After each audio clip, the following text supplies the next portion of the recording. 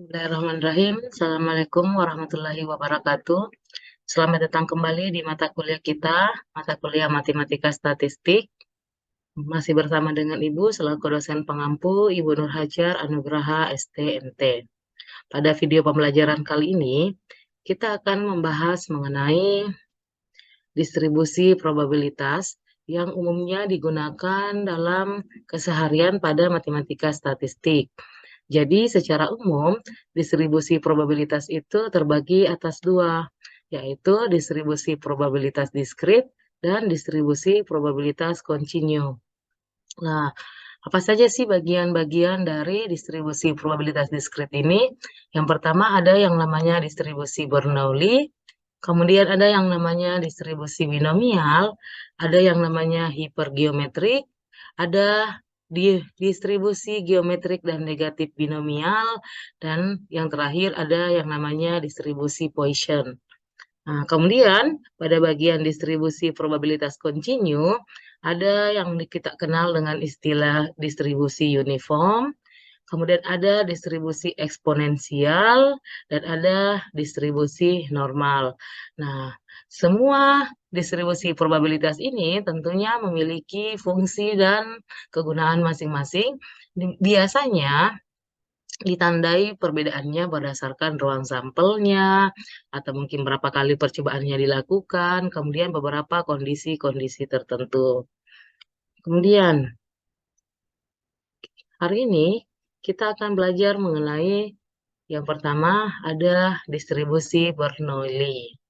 Nah, jadi distribusi Bernoulli dia menyatakan atau definisinya suatu variabel random diskrit X dia dikatakan berdistribusi Bernoulli dengan parameter P jika fungsi peluangnya berbentuk. Nah, jadi ada fungsi peluangnya itu Fx sama dengan Fxp, nilainya sama dengan Px, P pangkat X, 1 dikurang P pangkat 1 dikurang X. Nah, di mana nilai untuk X-nya itu sama dengan 0 atau dengan 1.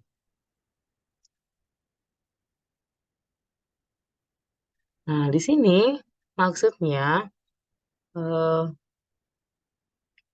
X ini adalah banyaknya percobaan yang dilakukan, sedangkan P-nya ini adalah probabilitas dari percobaan tersebut dikatakan sukses. Nah, pada Bernoulli, untuk percobaannya, dia hanya ada satu kali percobaan. Nah, jadi itu salah satu ciri umum dari distribusi Bernoulli, di mana dia hanya melakukan satu kali percobaan. Oke, kita lanjut. Nah, ada beberapa percobaan-percobaan pada kondisi-kondisi pada distribusi Bernoulli. Yang pertama, setiap eksperimen dengan eksperimen yang lain saling independen. Nah, apa itu saling independen? Artinya hasilnya tidak mempengaruhi muncul atau tidaknya hasil yang lain. Nah, jadi jika hasil yang satunya sudah muncul, dia tidak peduli apakah hasil yang lainnya juga akan muncul atau tidak. Nah, itu yang disebut dengan saling independen. Kemudian kondisi yang kedua, setiap eksperimen hanya memberikan dua hasil yang mungkin, yaitu sukses atau gagal, di mana kedua hasil tersebut bersifat mutually eksklusif dan ekshaustif event. Nah, itu tadi, karena si Bernoulli ini hanya satu kali melakukan percobaan, maka otomatis hasilnya pun hanya satu kali, entah dia berhasil atau gagal. Nah, kemudian kondisi yang terakhir, di mana probabilitas sukses biasanya dilambangkan dengan P, kemudian di mana peluangnya tetap atau konstan. Sedangkan probabilitas gagal biasanya dinyatakan dengan Q, di mana nilai Q itu sama dengan jumlah percobaan atau satu kali percobaan dikurang dengan peluang atau probabilitas sukses. Jadi nilainya Q sama dengan 1 dikurang 4. Di 1 dikurang P maksudnya. Oke, kita lanjut ke bagian contoh soal. Nah, jadi di sini ada contoh soal. Sebuah dadu diundi. Jika diketahui munculnya angka 4 atau 2 itu dikatakan sukses, maka yang ditanyakan adalah tentukan peluang, rata-rata, dan variansnya.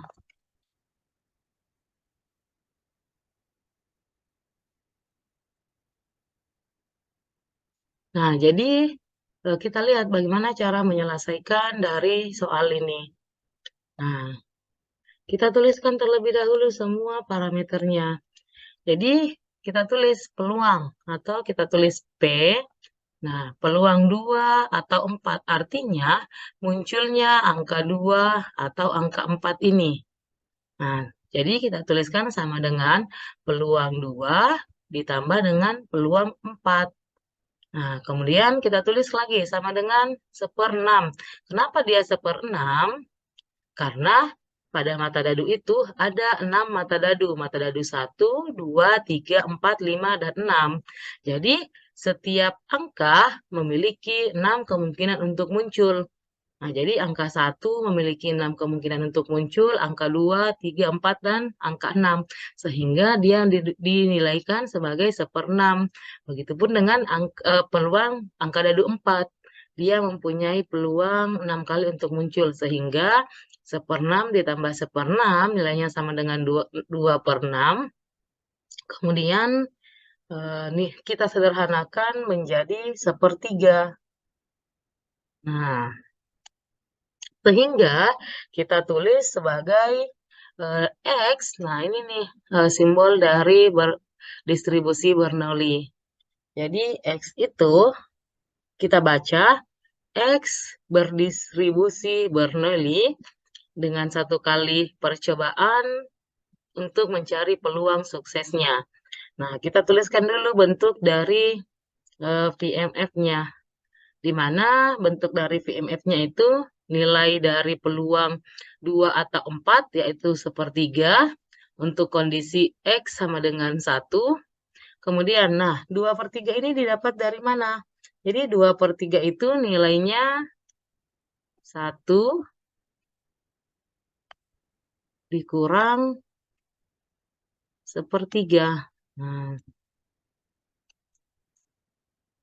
Nah, ini nih, nilai dari 2/3 ini.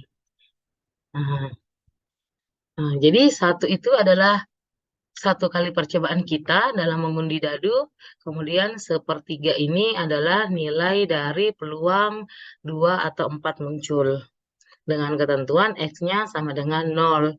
Kemudian yang terakhir nilainya 0 untuk semua peluang yang lainnya. Nah, jadi karena distribusi Bernoulli, nilai rataannya sama dengan nilai peluangnya. Nah, maka tadi kita sudah peroleh nilai peluangnya sama dengan 1/3, maka rataan atau mu-nya juga nilainya sama dengan 1/3. Nah, kemudian untuk variansnya, rumus dari mencari varians distribusi Bernoulli itu, atau kita simbolkan sebagai θ pangkat 2, itu rumusnya P dikali 1 dikurang P. Nah, jadi tadi ini 1 kurang P-nya itu adalah yang ini. Nah, jadi 1/3, P-nya 1/3, kemudian 1 dikurang P-nya itu 2/3. Nah, kita tinggal menyamakan penyebutnya sehingga diperoleh nilai 2/9. Nah, jadi untuk contoh soal ini, peluang dari munculnya angka 4 atau 2 itu dikatakan sukses itu sebesar 1/3. Nah, kemudian rata-ratanya, sekali lagi di distribusi Bernoulli itu peluang sama dengan mu, jadi dia nilainya juga 1/3. Kemudian variansnya nilainya sama dengan 2/9. Oke. Selanjutnya kita masuk ke distribusi binomial. Nah, apa itu distribusi binomial? Jadi, distribusi binomial merupakan proses Bernoulli yang dilakukan sebanyak N kali percobaan. Nah, biasanya aplikasi distribusi binomial ini dilakukan pada, misalkan, hasil produksi dari proses manufacturing. Apakah dia cacat atau tidak? Misalkan dalam sebuah pabrik kita menghasilkan sebuah produk, dalam satu kali menghasilkan produk itu ada berapa produk yang cacat atau ada berapa produk yang akhirnya berhasil. Kemudian, dalam peluncuran produksi baru, apakah pada saat kita meluncurkan produksi tersebut dia bisa sukses atau gagal? Nah, kemudian pada saat tender, apakah kita akan memenangkan tender tersebut atau nantinya kita akan kalah tender?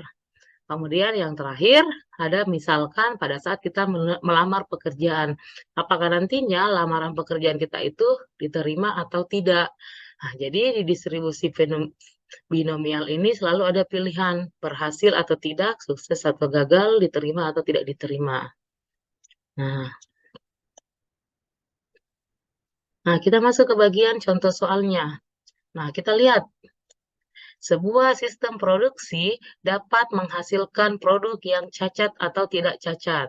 Nah, jadi ini adalah kunci bahwa ini merupakan soal distribusi binomial, di mana diambil 3 produk secara acak dari lantai produksi, dan jika variabel random X didefinisikan sebagai jumlah produk yang dihasilkan cacat, kira-kira berapa peluang 3 produk terdapat tepat 2 produk yang cacat? Nah, jadi sebelum menyelesaikan soal ini, kita harus memahami apa maksud dari soal tersebut. Nah, yang pertama dia mengatakan bahwa kita memproduksi produk di mana kita mengambil 3 produknya secara acak. Kemudian yang ditanyakan dari ketiga produk ini, kira-kira berapa peluang 2 produk cacat yang kita ambil. Nah, jadi untuk menyelesaikannya, kita akan masuk ke langkah-langkah, ke beberapa langkah. Oke, kita lanjut ke bagian penyelesaian. Nah, di bagian penyelesaian, kita misalkan terlebih dahulu. Nah, C itu kita misalkan sebagai produk cacat. Nah, kemudian B kita misalkan sebagai produk bagus. Nah, kemudian langkah yang pertama, kita harus menentukan ruang sampelnya. Nah, jadi karena kita mengambil 3 buah produk, makanya kita tuliskan produk 1, produk 2, dan produk 3. Nah, kemudian karena ada 2 kemungkinan, cacat dan bagus, makanya kita tuliskan di sini cacat dan bagus. Nah, dari masing-masing produk itu, ada 2 kemungkinannya lagi pada saat kita mengambil produk cacat di produk yang pertama. Nah, kemungkinan di produk kedua juga ada pilihan cacat dan bagus.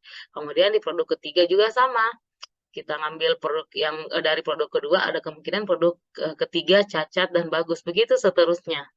Nah, sehingga kita temukan ruang sampelnya adalah, nah dari produk 1 cacat, kemudian produk 2 cacat, produk 3 cacat. Nah, jadi didapat C, C, C. Nah, kemudian produk 1 cacat, produk 2 bagus, produk 3 cacat. Maaf, maksudnya produk 1 cacat, produk 2 cacat, produk 3 bagus. Nah, sehingga didapat C, C, B. Begitu seterusnya. Jadi, penentuan ruang sampelnya dilakukan menggunakan cara seperti ini atau biasanya kita kenal dengan diagram pohon. Nah, kemudian setelah menentukan ruang sampel, langkah berikutnya yang harus kita lakukan adalah menentukan peluang suksesnya. Nah, jadi yang tadi kita permisalkan lagi, P itu produk cacat. Nah, kemudian Q produk bagus. Nah, kita akan fokus ke bagian produk cacat. Kenapa? Karena jika pada pabrik itu produksi yang cacat itu diproduksi, apabila kita menemukan produksi yang cacat, berarti kita berhasil menemukan bahwa dalam produksi kita ada benda-benda atau produksi yang cacat.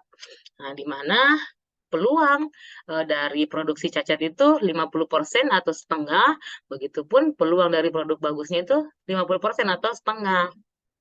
Nah, kemudian kita bisa tuliskan rumus dari distribusi binomialnya. Jadi, rumusnya kita tuliskan X distribusi binomial X NP. Nah, kemudian nantinya rumus ini kita turunkan menjadi rumus yang ini. Nah, kita baca kombinasi NX dikali P pangkat X dikali QN dikurang X. Nah, ini merupakan rumus kombinasi yang telah kita pelajari pada pertemuan-pertemuan sebelumnya. Nah, jadi kita tinggal tuliskan P dalam kurung X sama dengan 2. Kenapa X sama dengan 2?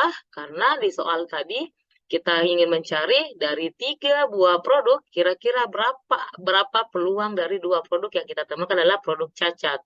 Sehingga P sama dengan X, P, X sama dengan 2. Nah, kita tinggal tuliskan. Jadi ini B, Bernoullinya, kemudian 2 produk yang ingin kita temukan dari 3 produk yang kita ambil dari peluang produk cacat atau bagus setengah.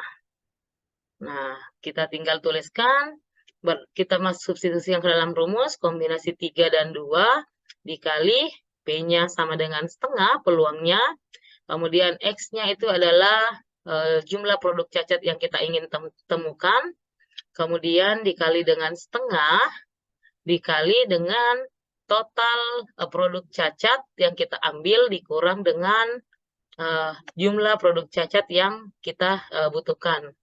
Nah, sehingga jika dijabarkan dari proses kombinasi ini, kemudian diperkalikan dengan setengah pangkat 2, setengah pangkat 1, maka nilainya sama dengan 3/8. Oke, dari sini kita bisa memahami bahwa untuk distribusi binomial, nah kombinasi itu kita akan menggunakan rumus kombinasi untuk mengetahui kira-kira berapa besar peluang yang kita akan hitung.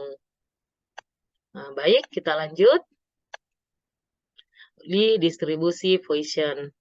Nah, di distribusi Poisson, kita lihat definisinya. Distribusi probabilitas dari variabel random Poisson X menyatakan banyaknya outcome dalam interval waktu tertentu T atau daerah tertentu, dengan lambda menyatakan laju terjadinya outcome persatuan waktu atau persatuan daerah, di mana kita lihat rumusnya. PX atau peluang dari banyaknya outcome selama percobaan, itu nilainya sama dengan P X lambda T sama dengan E eksponensial. Atau di nilai eksponensial ini sudah ketetapan 2,71828 sekian pangkat min lambda T dikali lambda T pangkat X dibagi dengan X faktorial. Nah, jadi dari rumus-rumus ini nantinya kita bisa menentukan peluang dari distribusi Poisson-nya. Nah, kemudian kita lanjut. Masuk ke bagian mencari dari nilai P-nya. Nah, jadi sama dengan tadi, jumlah X dari keluaran yang terjadi selama satu percobaan Poisson disebut variabel random Poisson, di mana distribusi probabilitasnya disebut distribusi Poisson. Kemudian bila X menyatakan banyaknya sukses yang terjadi, lambda itu adalah rata-rata. Kemudian E-nya tadi 2,718. Nah, maka ada 2 bentuk rumusnya apabila ada kejadian untuk distribusi Poisson ini.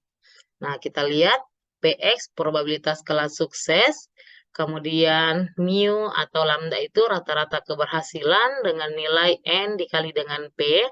X itu banyaknya unsur berhasil dalam sampel atau variabel random discrete, kemudian nilai E itu adalah konstanta, kemudian N merupakan jumlah atau ukuran populasi, di mana itu kita butuhkan untuk mencari rata-rata keberhasilan, mu atau lambdanya, kemudian sama dengan T merupakan banyaknya satuan waktu. Oke, kita lanjut ke bagian contoh. Nah, contoh yang pertama, banyaknya sambungan telepon ke nomor 108 antara pukul 23 sampai 00 selama 1 bulan, distribusi Poisson dengan rata-rata 5 sambungan per hari. Nah, berdasarkan Berdasarkan informasi tersebut, tentukan peluang bahwa terdapat 10 sambungan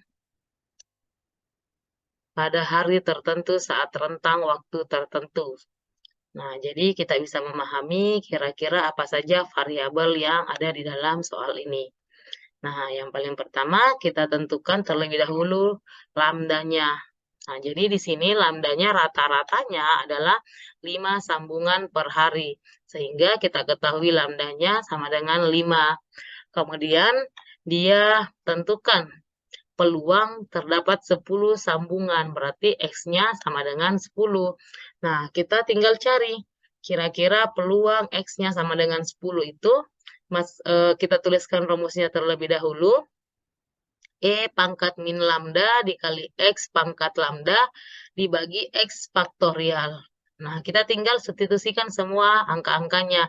Jadi, E itu adalah ketetapan 2,71828, lambdanya sama dengan 5, jadi pangkat min 5, kemudian lambdanya lagi 5, kemudian X-nya tadi sama dengan 10, jadi pangkat 10, dibagi dengan 10 faktorial. Nah, jika kita jabarkan rumus ini atau perhitungan ini, maka diperoleh nilai 65800, 48497 dibagi dengan 362880. Maka nilainya sama dengan 0,0181. Nah, jelas ya, kita tinggal substitusikan semua nilai atau rumus-rumusnya berdasarkan nilai yang telah diketahui. Kemudian kita lanjut ke contoh soal yang kedua. Nah, disebutkan, sebuah toko perlengkapan sekolah menjelang tahun ajaran baru mencatat rata-rata penjualan sepatu setiap harinya adalah 20 buah. Jika permintaan sepatu mengikuti distribusi Poisson, berapa probabilitas untuk penjualan? Yang pertama 10 sepatu, yang kedua adalah 30 sepatu. Nah, jadi sama dengan contoh yang tadi, kita tuliskan dulu semua yang diketahui. Nah, jadi dari soal ini kita ketahui lambdanya atau rata-ratanya itu sama dengan 22. Maka kita tuliskan lambdanya sama dengan 20, lambdanya sama dengan 20. Kemudian dari pertanyaannya berarti ada 2, X-nya yang pertama sama dengan 10, kemudian X yang kedua sama dengan 30. Nah, kita selesaikan dulu untuk X sama dengan 10. Jadi, untuk probabilitas nilai X sama dengan 10 juga sama. Kita tinggal tuliskan rumusnya, E pangkat min lambda dikali lambda pangkat X dibagi dengan X faktorial. Nah, kita tinggal substitusikan semua angka-angkanya, ketetapan 2,71828 pangkat lambdanya min 20, dikali 20 pangkat X-nya sama dengan 10, kemudian dibagi 10 faktorial. Sehingga untuk permintaan sepatu dengan probabilitas 10 sepatu itu nilainya sama dengan 0,0058164. Nah, kemudian yang kedua, untuk penjualan 30 sepatu, berarti X-nya sama dengan 30. Sehingga peluang X sama dengan 30 itu sama turunan dari rumus yang ini. Nah, sehingga langsung dituliskan 2,71828 dibagi pangkat min 20, dikali 20 pangkat 30 dibagi 30 faktorial. Sehingga diperoleh nilai 0,1836. Jadi, permintaan sepatu berdasarkan distribusi Poisson untuk probabilitas 10 itu nilainya sama dengan 0,005864, sedangkan untuk probabilitas 30 sepatu nilainya sama dengan 0,1836. Nah, oke, kita lanjut.